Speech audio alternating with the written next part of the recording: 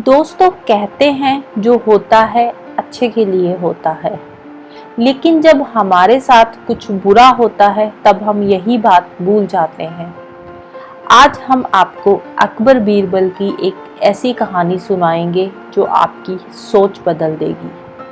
हमारी आज की कहानी का नाम है ईश्वर जो करता है अच्छे के लिए करता है।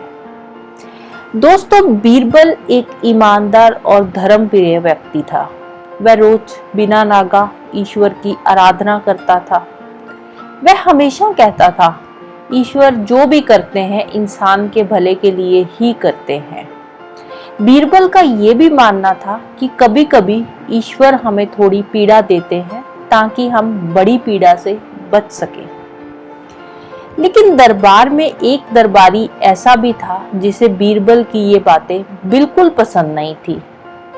उसे लगता था कि बीरबल बस ज्ञान की बातें करता है।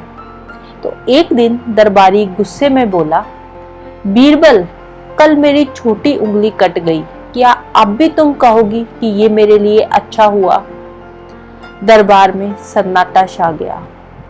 बीरबल शांत होकर बोले, मेरा अब भी यही विश्वास है कि ईश्वर जो करते हैं मनुष्य के भले के लिए ही करते हैं। दरबारी और ज्यादा नाराज हो गया। कुछ दूसरे दरबारी भी उसका साथ देने लगे और अकबर भी बोले, बीरबल हम भी अल्लाह पर भरोसा रखते हैं, लेकिन इस मामले में तुम्हारी बात समझ नहीं आती। उंगली कटना भला कैसे अच्छा हो सकता है? बीरबल हल्की मुस्कान के साथ बोले, जहांपना ये तो समा ही बताएगा। समय बीतता गया और पूरे 3 महीने बाद वही दरबारी जंगल में शिकार खेलने गया। एक हिरन का पीछा करते करते वह रास्ता भटक गया और तभी कुछ आदिवासी उसे पकड़ लेते हैं। वह आदिवासी मानव बलि में विश्वास रखते थे।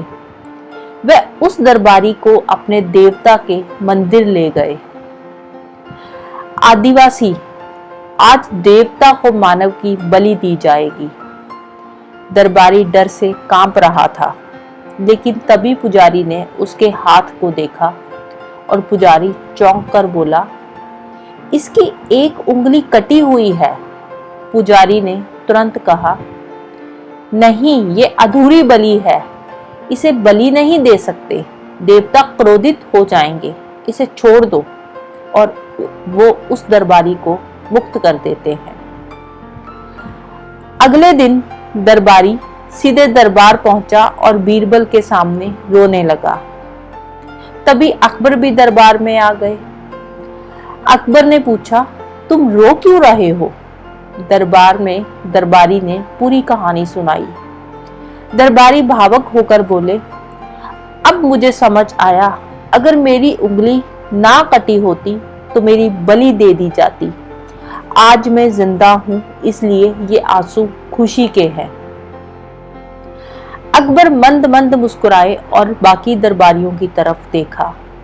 सभी दरबारी शर्म से सिर झुकाए खड़े थे और अकबर फिर से बोले, बीरबल तुम सच में बहुत बुद्धिमान हो।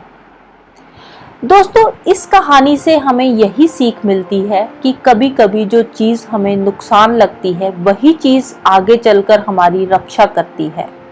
इसलिए विश्वास रखिए, ईश्वर जो करते हैं अच्छे के लिए ही करते हैं। तो दोस्तों अगर आपको ये कहानी पसंद आई हो तो वीडियो को लाइक करें, चैनल को सब्सक्राइब करें और ऐसी ही प्रेरणादायक कहानियों के लिए बेल आइकन दबाएं। धन्यवाद।